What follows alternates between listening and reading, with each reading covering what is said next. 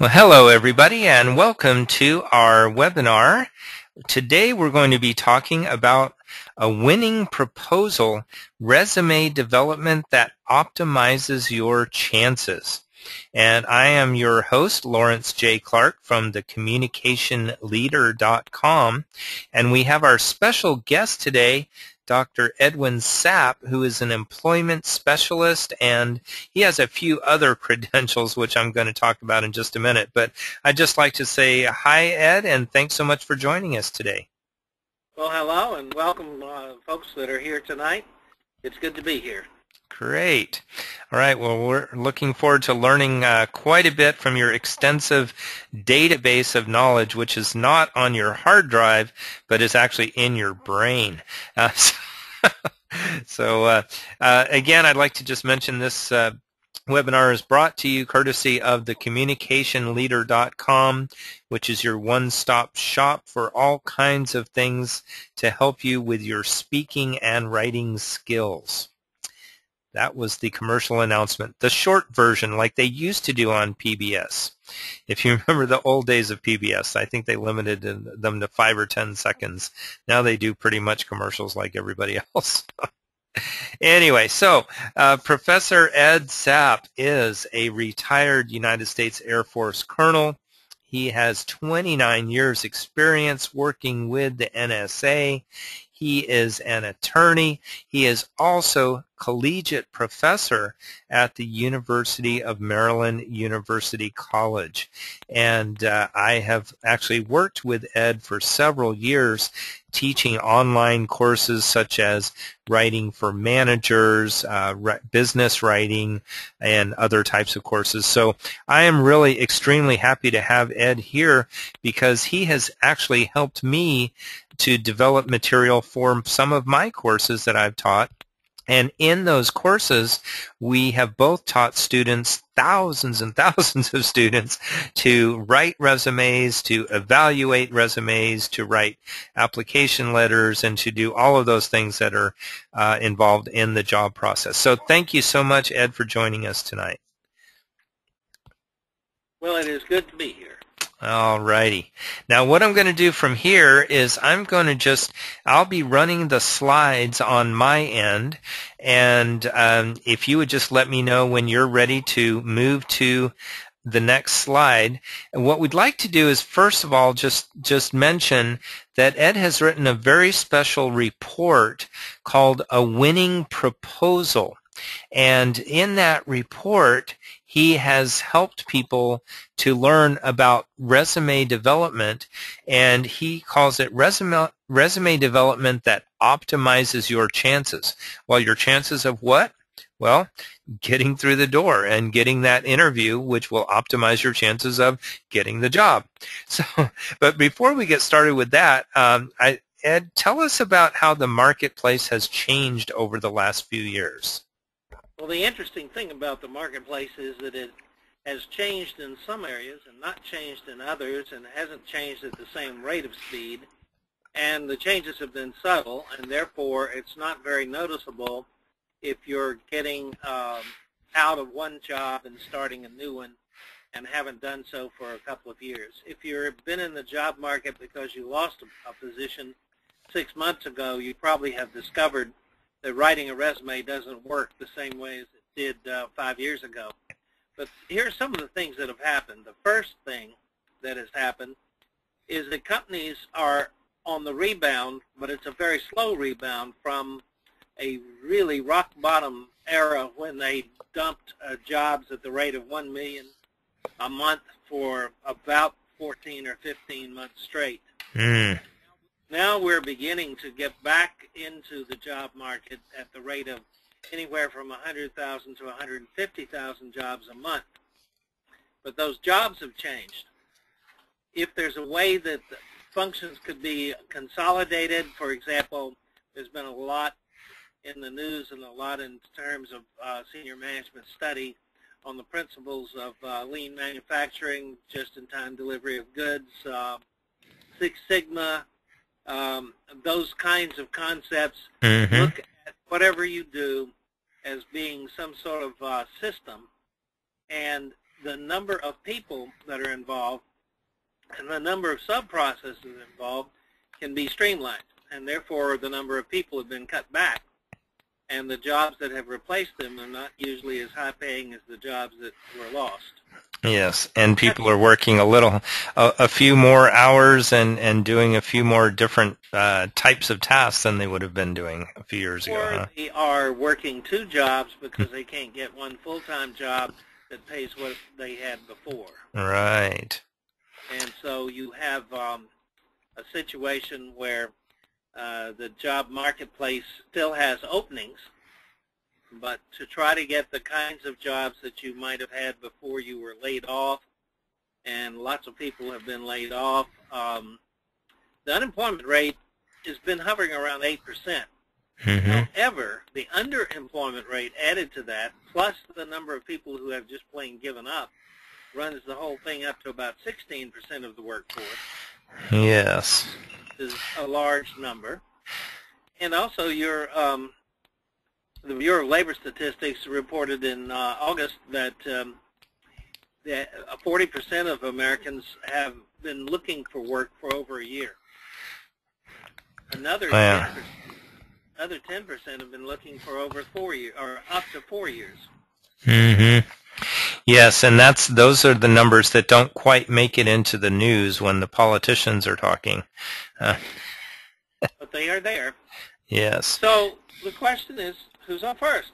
And that means that really, basically, you need to understand what the company is going through. And the company is trying to downsize and trying to make a specific job available. And the old way of writing a resume, when I say old way, I'm talking about what happened 5 years ago, and what most of the textbooks that we use at the university say, even in the 2013 editions, is that you present in the resume, you present your achievements. Well, the company's not interested in your achievements. The company wants to know 4 things. The first thing is, are you high risk?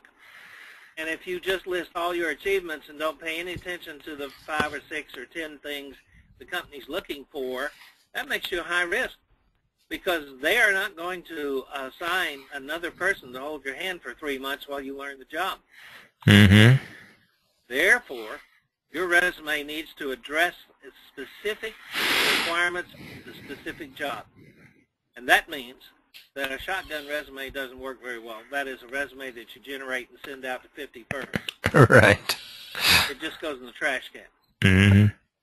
So that's one of the things that's changed. The second thing that's changed is, and we'll get into this in a little more detail in a minute or two, is you used to put in a career objective.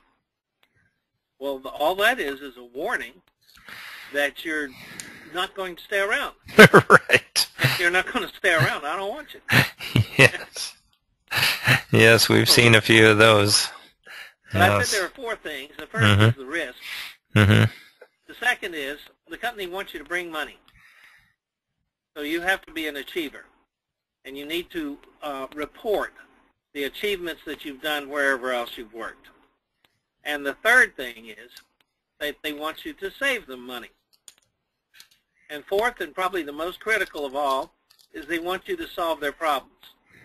Because the company, on average, most of the companies in the United States are now experiencing problems and difficulties and challenges that they've never experienced before. And as a result, they need everybody to pitch in and figure out how the whole company's going to survive. Exactly. Yeah, so you need to distinguish yourself from the other applicants by being low risk, by bringing in money or having proven that you've done that before, and by having saved money and having solved problems.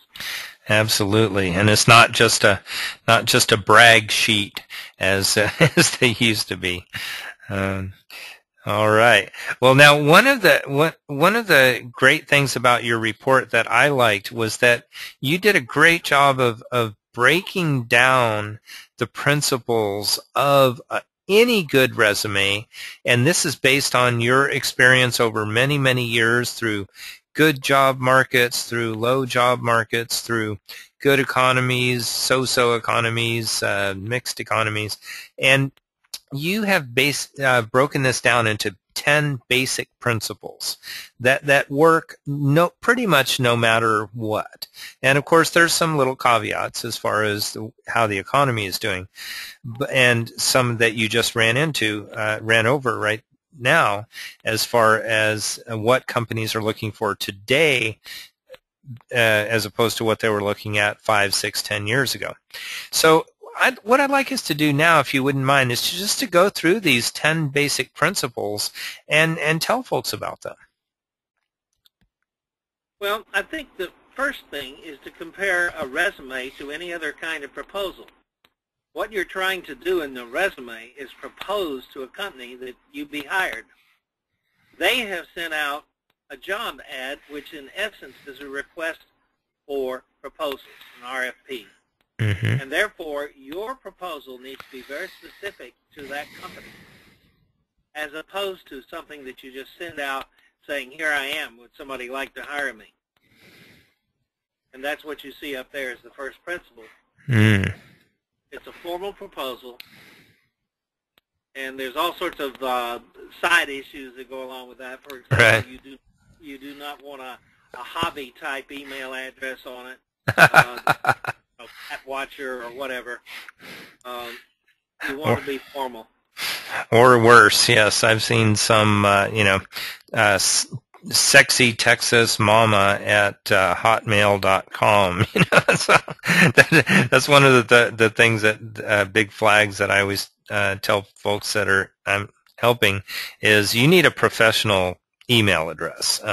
Hopefully something that has your name in it, that would be best. But if your name is Bob Smith, it might be a little hard. Yeah. I had one 2 years ago called Stud Muffin, so Stud Muffin. You just want to watch that kind of thing. It might exactly. be amongst your friends. Right. You're not trying to impress your friends with this. You're trying to get a job. Absolutely, yes. So that's a good thing to remember, that the resume is a formal proposal to in a formal environment, which is the first people that are going to see it is the human resources department, and then hopefully the managers, and so you want to do your best to impress them, not be cute, right? Right. And the second bullet is like unto it. It's never about you alone. It's about what you can do for the specific reader. So it changes. It may change subtly or it may change drastically with every job application. For example, I have multiple careers since I had 8 kids. I had them simultaneously. I was in the Air Force Reserve for a while, on active duty for quite a long time. I was at NSA as a civilian during that time, and I also taught. If I'm trying to get a job as a teacher, nobody's particularly interested in my Defense Department efforts. Maybe collaterally. I'm teaching for the University of Maryland, therefore, since 52% of our students are military, they're at least mildly interested. Nobody understands what I did, and I'm not going to dwell on it in a resume for being a teacher. Exactly. If I decide to go back to the Department of Defense, I'm just going to minimize that teaching experience and start talking about what I did in the Defense Department. Absolutely, yes. I do the same thing because as you know, we are colleagues, and we both are professors, but we also do other things. We do consulting. We do. You worked for the Defense Department and for the Air Force and the NSA, and I've worked in various positions over the years for as a technical writer or as a copywriting consultant, for example. And different people. This is the main point here, I think, that Ed's trying to get across, is that the resume, even though it's about you, it's not really about you. Okay, it's about what you it's about have. What you can do for me. Absolutely, yes. It's what you can do for the company that is putting out the RFP, the request for proposal. In other words, the job ad that you are answering. So that's a really good one. The third one of these bullets has to do with the fact that a lot of people believe, and they've been told this, and you will see it in print, that you want a one-page resume. Well, that's a kiss of death also. You have worked long enough and have done a skilled job during that period of time that you're looking at $60,000, $70,000, $80,000 or above. Mm-hmm. A one-page resume will not only not do it, it will not demonstrate that you have any skills at all. So where does this come from? It comes from the fact that the initial screening for almost every resume is done by some committee of 4 or 5 people who are not experts in the particular job area that's being advertised. They are HR people, and they're looking for screening out efforts, and they stop reading after about the top half of the first page. Mm-hmm. And so the myth came about saying, well, you know, if nobody reads these stupid things, then I do more than a page. Well, that's not exactly what happens, because they go in 3 piles. Forget it pile is the big one. Maybe pile has a few more in it. And the wow pile is a very limited pile. And it's the maybe and wow pile that you want to end up in. And the way you do that is to have enough to get their attention to begin with. And we'll talk more about the specifics of that in a few seconds or a minute. Right. The line is that you want to ignore this one-page resume unless the company has specifically said, make your resume a one-page. Yes, then don't send in 7, because then they'll see that you can't follow instructions, and it's going to go into the trash pile already. If not more, better. Exactly. And, okay. Now let's talk about references a little bit. We have new ways of doing this also, and that is, for example, you might do a 140-character resume for some people, because that's what they want to see. And those actually are catching on in some areas. It depends entirely on what the company wants to see. That's what you have to deliver. Mm-hmm.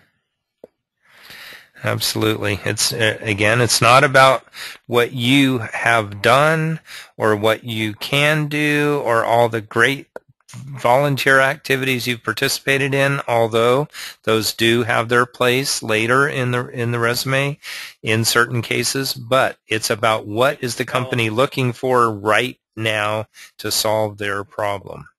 Exactly right. All right. So you should never reference references in a resume. They go in a separate document. So you don't need to say reference available on request, because if they're not, you're dead meat. And if they are, then you don't need to say it. Right. And if required right now, then you need to provide them in a separate format in a separate document. Mm-hmm. They're not part of a resume. Okay. Now, once in a great while, though, there might be an exception to this rule.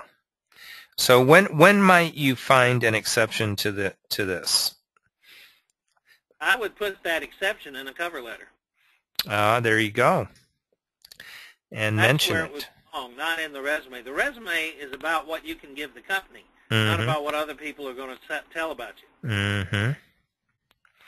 There you go. Well, that's a really good answer. And that cover letter is a whole different different animal than the resume. Well, let me demystify the cover letter for just a second. The Sure. cover letter has 3 ingredients.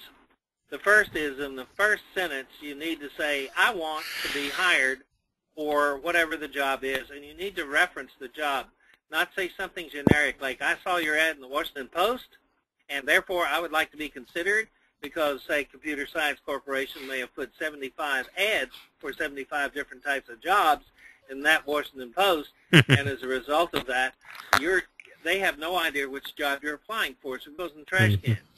You need to be specific. Mm-hmm. The second thing that goes in a cover letter is, I offer such and such, and you're going to give about 3 different bullets of the highlights of the things that they're looking for.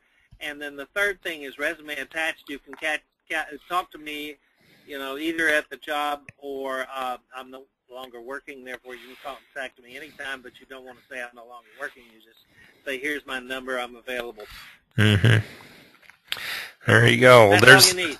Yep, there's your Ed Sapp's 3-step plan to writing a great cover letter. So you heard it here first, folks. All right. Now let's talk about some different formats for resumes. Why would people want to put their resume in one format or another? Well, for one thing, I was talking about my own background a minute ago. I spent some time in the military. I spent some time as a civilian with the Defense Department. I spent some time as a teacher. Some of that experience now is getting to be a little on the elderly side because I haven't done it in 3 or 4 years. Mm. However, it's like riding a bicycle. I can still do whatever that is. And if that's the case, I probably want to put together something called a functional resume or a functional chronological resume, which would list my skills and attributes first, and then after that list where I worked and when. Yes, that's a good hybrid model there. For those of you. Otherwise, I would be listing a chronological listing with the last job first. Mm-hmm. And again, another reason why you would want to change to the functional approach is if my last job was driving a taxi, but I'm really a nuclear engineer, then I'm going to come across with a question mark to the person that wants to hire me. Exactly. Or vice versa. Right. Yes. Hopefully not. All right. Now sometimes I think what a lot of people make the mistake of is when they are writing their resumes, they're thinking, oh, this is going to go directly to the president of the corporation, and that's rarely true. And so tell us about gatekeepers. It can be true, but the average resume goes through some sort of screening out process. Mm-hmm. Therefore, you're writing for 2 separate audiences. The screener outers, if you will, are folks that do not have a technical understanding of what you do. And so you're using an alphabet soup of acronyms and things like that will be lost on them. They have no idea what you're talking about. You need to be specific enough to get through those people without talking down to the people who do understand for a living. And what happens, according to most of the HR people that I've had in my classes and the ones that I've gone to interview and the company owners that I've talked to and the hiring managers that I've talked with over the last few years, is that they sit down after lunch for about an hour and they'll go through 200 resumes. And they'll make these 3 piles that I was talking about. Mm-hmm. And so if you're through 200 resumes in an hour, you're going through 100 of them in a half hour, or 15 minutes, you're going to be taking on about 50 resumes. So 3.5 or more a minute is a good average. That's why I was saying that they these groups will just look at the first half of the resume to figure out if that's somebody they want to talk with. Mm-hmm. And it's in that period of time, for example, say you wanted a job as a technical editor, which is one thing that you've done before, mm-hmm. And you make 2 or 3 typos on that one page, you're yes, not a good sign. Or if they say something inaccurate, like talking about I can do PowerPoint as 2 words. Mm. That shows you've never seen the box. Yes. That's funny. Don't know the software. All right. So your risk value goes way up. Mm-hmm. And I just don't want to talk to you. I've got 200 other people that I want to talk to. Absolutely, and that's, again, what they're looking for is, unfortunately, is a reason to say no. They're looking for any reason they can find initially. Those initial screeners, those initial gatekeepers, they're looking for the cream of the crop to pass up to their boss, because they're judged on how well they can judge and evaluate these piles, right? And so they're looking for anything they can find. So you don't want to give them any reason to say no. In fact, there is a workaround. and we'll get to that when we start talking about what does go into a resume. And that workaround is probably, I don't have any accurate statistics on it, but my guess is, based on reports we get back from in the center that I volunteer in, 90% accurate in terms of getting through this maze and getting to the interview stage. Right. And we just had the gatekeeper spend about 3 seconds on your resume. Yes.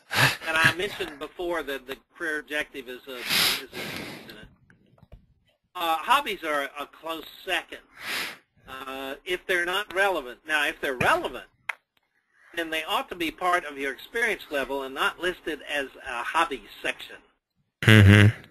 For example, if you're trying to get a job as a veterinarian assistant, and one of your favorite hobbies is horseback riding and helping out at the stable, Mm-hmm.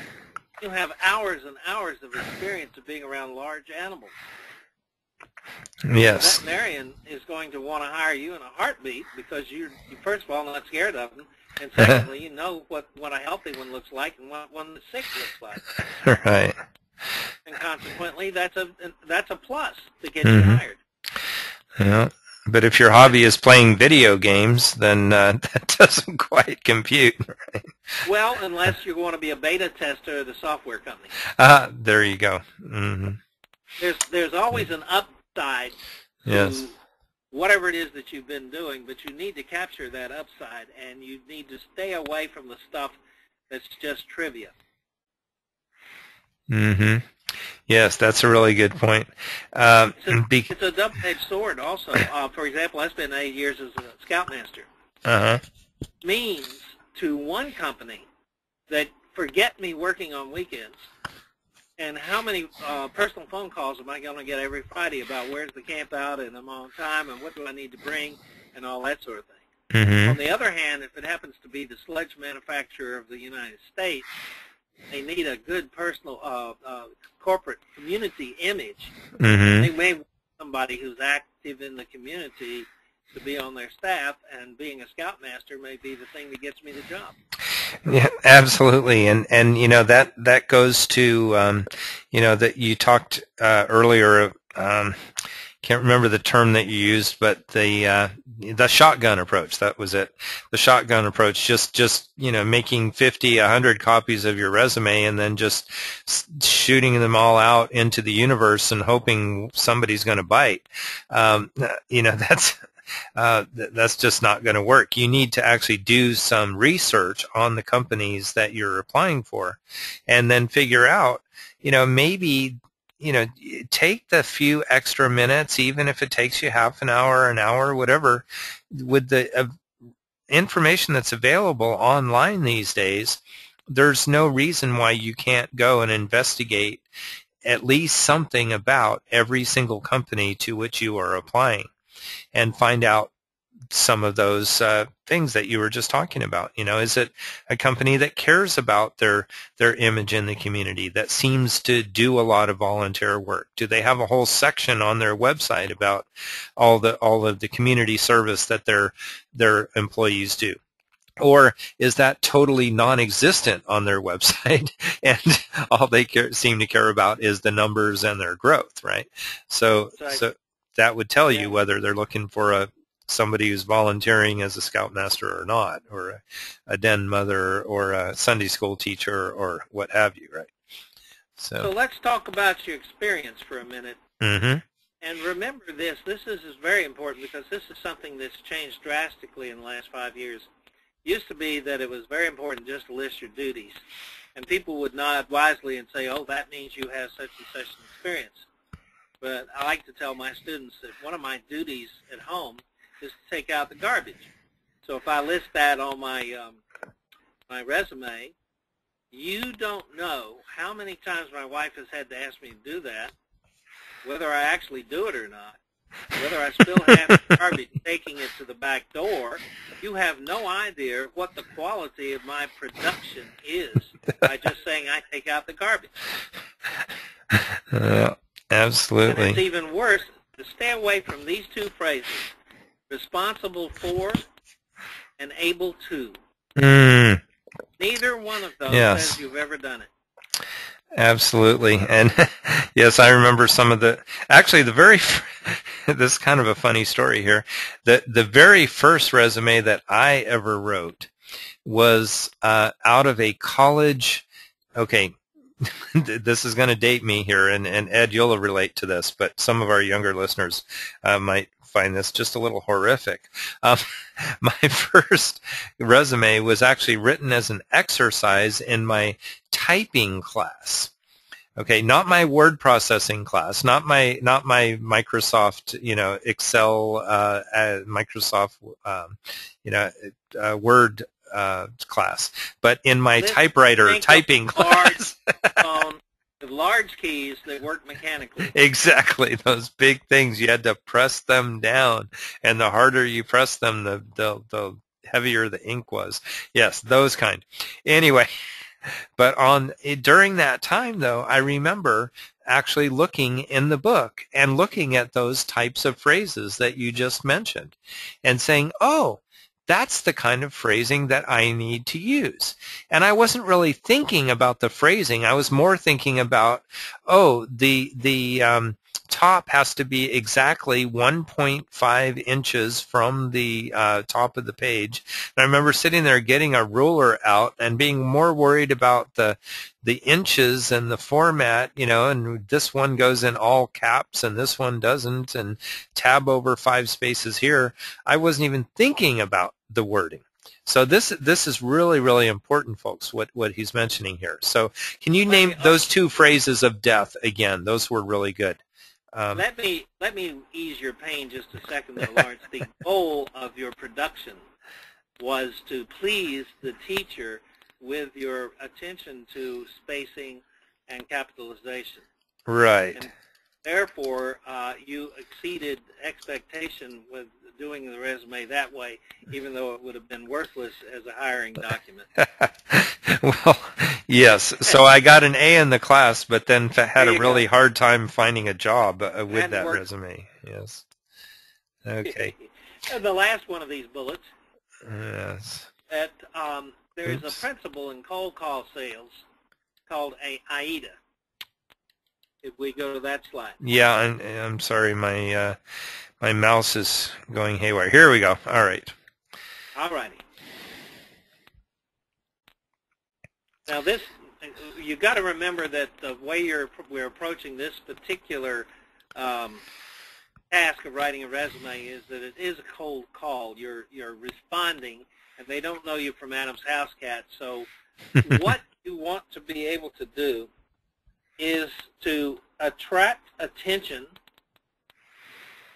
to generate interest, which yields their desire to hire you and results in them taking action to hire you. Mm-hmm. That's the bottom line here. That's what we're trying to do with any kind of document that comes back to them when they ask for people to apply for the job.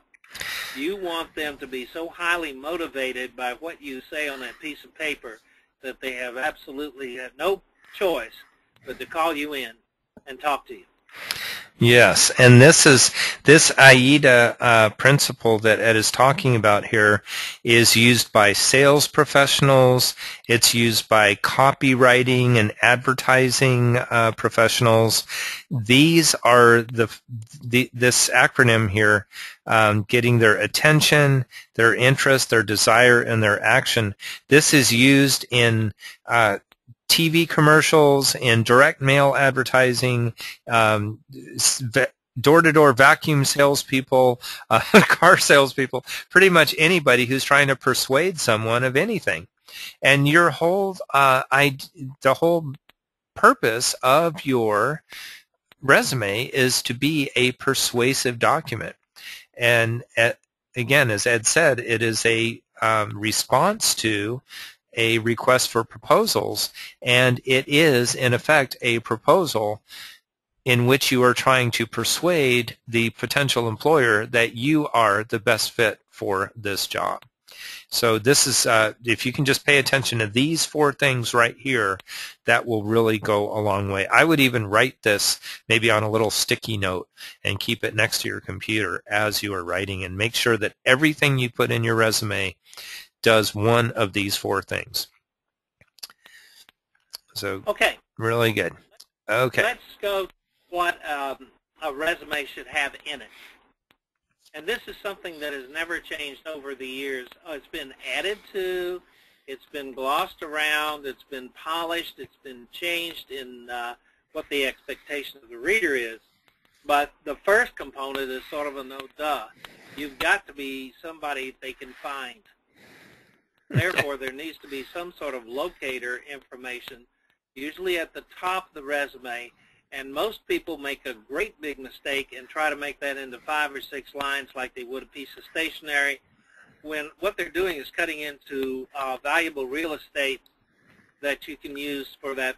Remember, that top half of the first page is really sacred ground, because that's what's going to be looked at first. And so what's on that needs to be minimalized in terms of this locator thing, because nobody cares who you are until they really want to hire you. So then you're going to list special qualifications. And those, again, are tailored to the particular type of job that you're going to search for. I like to add a testimonial to that, something by somebody else that speaks to your ability to do one of the key things that this company is looking for, because that's going to ease the risk issue for them. Absolutely. And then that's one of, there's a really excellent book, not really related to resume writing, but related to sales and persuasive language and sales psychology. A guy named Robert Cialdini, who is a professor at University of Arizona, wrote a book called Influence. And in that book, he talks about the power of different psychological strategies in order to influence or persuade other people. But one of those that he talks about is very similar to what Aristotle would have said, called ethos. And this is just the idea that you are an authority or you are a credible person.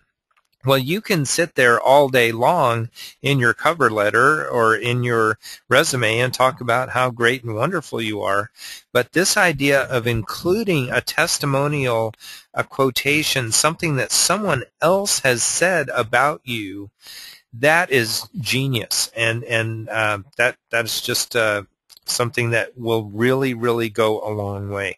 So thank you, You'll Ed, see that in my Writing for Managers textbook, but you won't see it anywhere else. Right. It's something. Don't do that.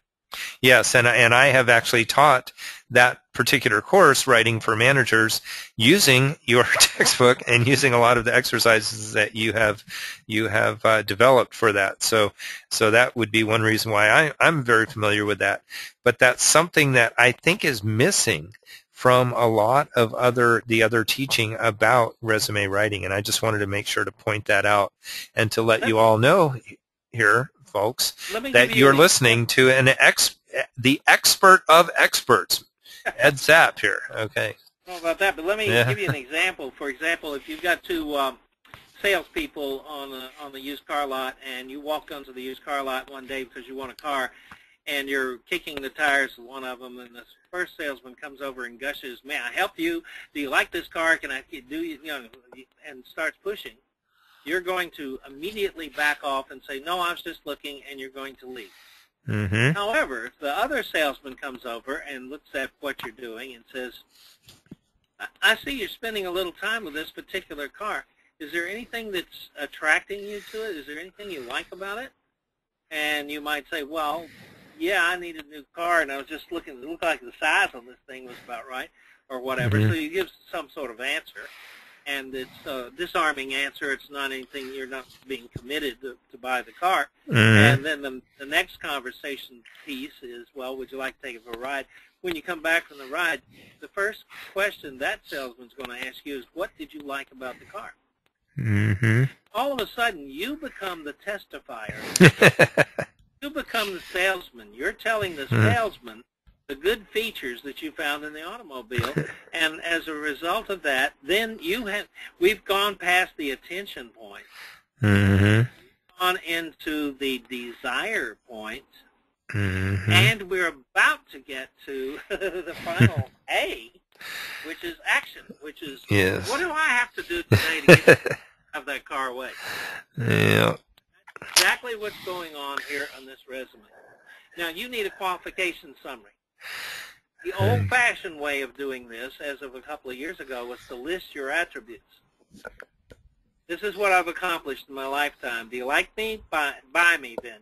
That's not going to work anymore. So what I need to do with the qualification summary is to go piece by piece down the requirements the company has asked for, and explain with example and results why I am qualified for that particular skill or attribute and for all the others. And the difference is this. We used to be able to write in a resume that I'm extremely articulate and comfortable with the written word or whatever. That is a non-supported claim. Right. But prove it. The company wants proof. And then the experience entries we talked about a little bit. We're going to come back and talk about them a little bit more. And the last section is education and training. There's a difference between education and training. Education, in essence, is the academic stuff that you've come across and crammed down your throat. And the training part is the hands-on type of thing that you may have gotten on the job or whatever. In the course of being in the military and the Department of Defense, I'm supposed to have gotten a couple of thousand hours worth of how to manage and how to write and how to do this, that, and the other thing. And I can aggregate all of that and say that I've had a couple of thousand hours of that over a period of 20 or 30 years. That's the way that goes. But if I've had a couple of big courses, for example, my basic training in intelligence was a 6-month course that the Air Force offered. I had another year-long course at the National Security Agency. I probably want to mention those. Air War College, for example. Absolutely. Oh, yeah. Name. And so that's the way that goes. Okay, well, that's good. Now, the question you might start asking yourself at this point is, well, what about this, that, and the other thing?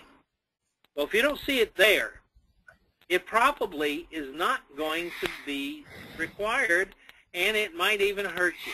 We talked about the objective being meaningless if you're applying for a specific job, and it can even backfire on you if you suggest that, oh, I want to learn all I can from you guys so I can get a real job. And I've seen that written in not quite those words, but with that kind of impact. You don't want to do that. You really don't want to do that. Now, a lot of military people in particular like to separate out their awards and decorations and whatnot and put them in separate sections.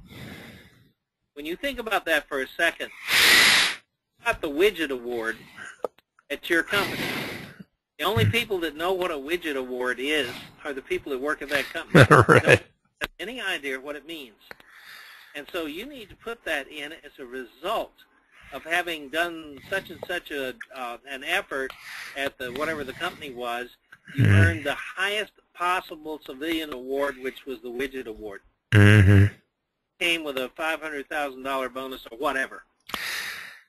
Absolutely, because, and especially as we mentioned earlier, you have these gatekeepers, these initial filter people who are looking at it who might not be a specialist in your area, and you might have the highest award nationally or internationally that's available in your field, but these initial people reading your resume might not even know that. So spelling it out for them it definitely will help. Now, this might seem dumb, but you might think about it a little bit. But even the fact that you've earned a Pulitzer Prize might be something that somebody who's not in your area has no idea what that is. So you need to not assume that everybody knows because everybody's heard of whatever the award is. You need to be very, very specific. For example, if you've got a Legion of Merit in the military, that's the 7th highest peacetime award a military officer or enlisted person can get. So you want to say that. You don't want to say, I got the Legion of Merit. Oh. That just means that there was a whole bunch of people. It's a legion, right? So Mm-hmm. That's a anyway, very good point. Very good point. abilities are, I tend to, Mama told you not to brag. Right. We tend to think of this as a brag list. But if you're focused on what they need, then what you're talking about with your ability to do something is not a brag. It's an explanation of the value that you bring to the table. Hmm. And that usually comes best in the qualification summary. Yes. Okay, along. And then also including quantifiable results there will definitely be helpful. Yeah. We said that hobbies and interests they have to be relevant. References you don't talk about in the resume. You can definitely attach them or whatever needs to be done. You can even do letters of testimonial as attachments. Right. And then references, we've talked about that a little bit, but would you like to add anything else on references? We use a format at the Employment Resource Center that I've found to be very interesting and useful. You list the person's name and contact information in one box. And on an opposite box, in other words, you've got a table that has two cells in it. And in the opposite box, you're going to list why that person should be contacted and what that person should be expected to tell about you. Ah, that's a good idea. For example, you have a lot of students, Lawrence, who want to use you as a reference when they go to graduate school. Mm-hmm. And what you can test about them is their behavior in class and the grade and the fact that they're studious or not studious or whatever. Mm-hmm. But you aren't playing racquetball with these people, and you do not go on long hikes on the weekend. Right. Therefore, you can't testify to their pursuit of happiness or whatever.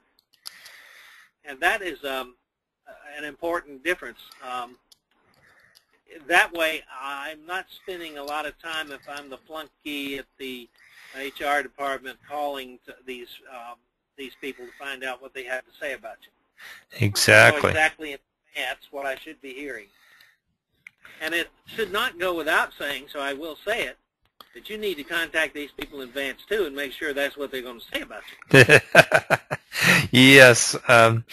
Yes. I went on active duty. I went to Goodfellow Air Force Base, and all of my buddies went into intelligence training, and I didn't. And then all the next batch went into intelligence training, and I didn't. I made good use of my time. I was in the Judge Advocate General's office for all of that period of time learning law, but as a by the military. But I came home at Christmas time, and my next-door neighbor came over to me and said, "Well, son, how you like the Army Air Corps?" And I said, "I like it just fine, but they call it the Air Force these days." And he says, "Oh, that's good. I'm glad you like the Army Air Corps. Say, you're not in any kind of trouble, are you?" And I said, "No. What are you talking about?" He says, "Well, you hadn't been gone 2 weeks before some government fellas came over and wanted to know all about you, but I wouldn't tell them nothing." Well, he was one of my references, and that's the reason I didn't get the credit. And so we had a little conversation, and I went back and I talked to the people that were doing the background investigations, and they cleared me instantly, and I went on to the school. Yeah, that's a wonderful example. And then just to give an opposite kind of example, I'm sure you have many of these types of examples as well. But I remember one student several years ago, and I had a certain course on the schedule, and I noticed that he had not enrolled in that course, and I said, well, I think this course would be really good for you, especially given what you've told me about your career ambitions and everything. And he said, "Yeah, Well, I looked at that, but then I saw that you required, 3 papers and this and that research, and I figured, I could take this other course over here where all I had to do was write 2 short stories the whole semester and still get 3 credits. So I took that course instead. And I remember thinking and actually coming home that night and telling my wife about that experience and mentioning, I hope that student never calls me and asks me for a reference. And sure enough, about three years later, he was out in the workplace somewhere and sent me an email and asked me for a reference. And I had to politely decline because, well, there's the story. So You can always refer him as the easy way out. But, yeah. Yes. So Anyway. to wrap up what we've been talking about, in the locator section, what you want to do is to list your name, your address, your telephone number, and a good email contact, but do that in no more than 3 lines. Mm-hmm. You might want to use 3 cells in a table to do that so that you can left justify the left side, right justify the right side, the center section, or whatever, but you want to get it down no more than 3 lines because it's not important until they try to get you. After that, in the special qualifications section that we were talking about, you want to list, first of all, that you're an American citizen or that you're a green card or whatever it is, if that's required for the job. Mm-hmm. You want to list your clearances. You want to list what you're fluent in, if you're fluent in any kind of language. Mm-hmm. You want to talk about your certifications and also any affiliations, memberships that you have that are relevant to the position. And you want to do that 1 line at a time, but not take up very much space in the resume. Right. About the testimonial, shouldn't run over 2 lines. The qualification example, again, is a skill or attribute that they're looking for, plus an example of what you have done with that skill or attribute and the results. Mm-hmm. 5 or 6 of the top ones that they're looking for. Under experience, we talked about the fact that you do not want to just list duties. You want to actually give quantities and the results for everything that you've accomplished, because this is a focus on your accomplishments. And one of the major errors that I see in many, many, many different resumes is the fact that most people will omit that they've ever had a promotion, wage increase, a bonus, or any accommodation or performance appraisal from an employer. And therefore, I'm looking at people that have been in the workforce for 10 years and have never had any kind of recognition. And where that resume goes right in the trash can. Yeah. So I think that wraps up what I had in mind. Absolutely. But that's, yes, including all of those.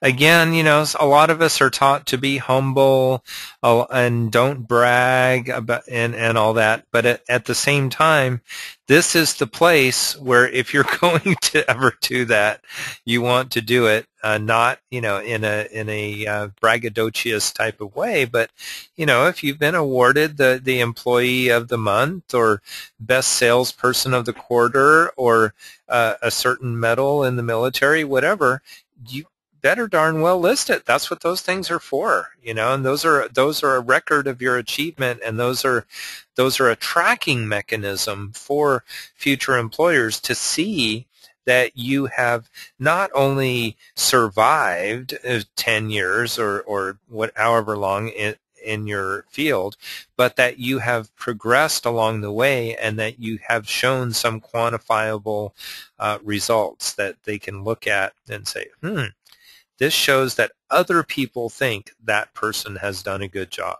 if they have won these awards or if they have been offered these bonuses, etc. So really, really good points there, Ed. So, anything else you'd like to add? Yeah, it sounds like there's something else you'd like to add. Yes. One thing I would like to add, and that is about 25% of the people that ever listen to this webinar in the future are going to be folks who have been damaged in some way. They've either been invited to put their stuff in a cardboard box and leave the office or whatever, As a result, you have some emotional baggage. That is normal for the kind of environment we find ourselves in today. In fact, about 50% of your listeners will probably be in that boat at some point or another. In that time, when you don't feel very, very good about yourself, you're going to be asked to write something that shows how wonderful you are. And that is a difficult thing to do under normal circumstances, and these are not normal circumstances when you're not feeling good about yourself. Two pieces of advice that work 90% of the time or better. The first is, this is not about you. This is about what you have achieved in the past that may be valuable to me as an employer. And if you look at it that way, then you won't self-depreciate yourself quite as much. Get some help on this. I have never been able to write my own resume without help, and I've been doing that for years and years and years. In fact, I started doing that when the Dead Sea was only 6. The bottom line here, though, is that if you find yourself in the least bit depressed, and I'm not practicing medicine without a license to recommend to you, that you immediately go out and try to help somebody else do something. If you lose yourself in service to others, then it's a funny thing about what happens about your feeling sorry for yourself. It's just not possible to have both emotions in your body at the same time. So work on that, and then your resume will come a lot easier. Thanks. That's really, really good. And I'm going to go ahead and write this down on our slide here so we can keep that for posterity's sake here. So do something for someone else, right? Yes. And then what was that? Lose yourself in service. That's exactly right. Yes. And then that will help you feel better. And also remember that the resume is not about you. It's about what you could do for somebody else. Yes. And that way, if you go back and think about what were your real achievements. For example, we're both teachers. And if suddenly the university didn't need our services, we may be unemployed teachers. But the university can never take away from the fact that we are teachers. We have not lost anything except the money and the position if we lose the teaching position at the university. Absolutely, and therefore, yes. For another position, I can tell the person in the eye, I am a teacher, and this is what I bring to the table. Yes. Okay, so I'm just trying to paraphrase that. Who you are. And so the employer can take away your position if you lose your job, but they can't take away who you are and what you have to offer.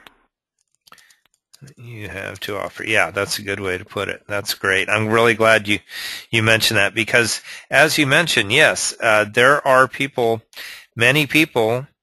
And, I've been in this place myself before, and maybe you have too, and I know you've dealt with a lot of people who sometimes when you're in a position where you actually could probably contribute the best because you're hungry, right?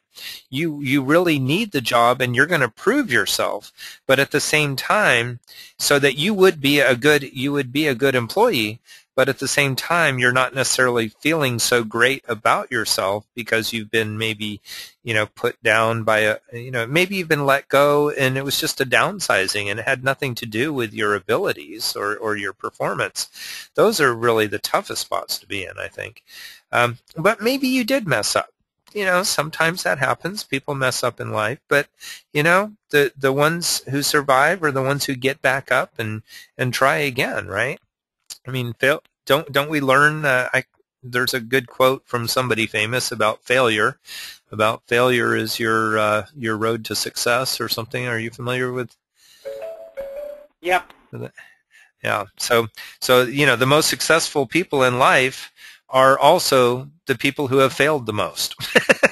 Because they've tried a lot of things and they've failed at them, and then they've overcome them. And so don't be afraid of failure, and remember that the resume is not about you; it's about what you could do for someone else, your capabilities.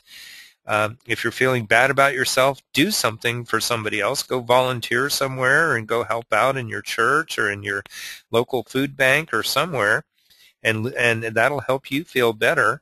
And then remember that even though a former employer could take away your position, that particular job, they cannot take away who you are and what you have to offer to a potential future employer. So that's really, really good advice, Ed. And thank you so much for taking the time.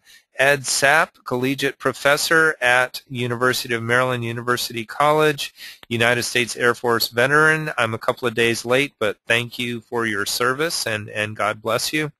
And thank you for participating in today's webinar about writing resumes. And we just really appreciate all the great advice you have given us today. Thank you. Okay, thank you, and God bless, and good night. Good night. Okay.